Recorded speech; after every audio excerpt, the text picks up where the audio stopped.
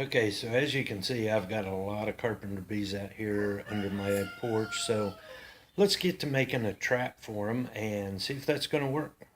Let's go.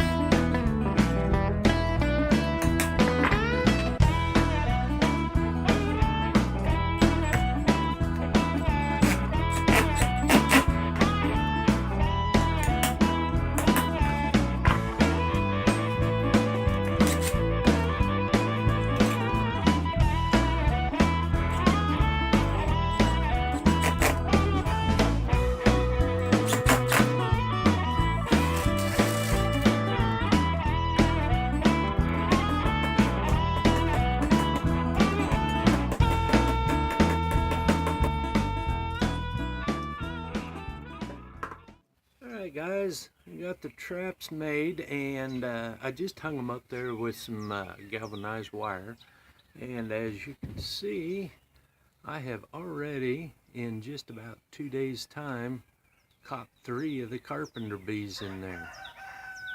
So these things do work. They cannot get back out. Okay, so you're probably wondering how these work.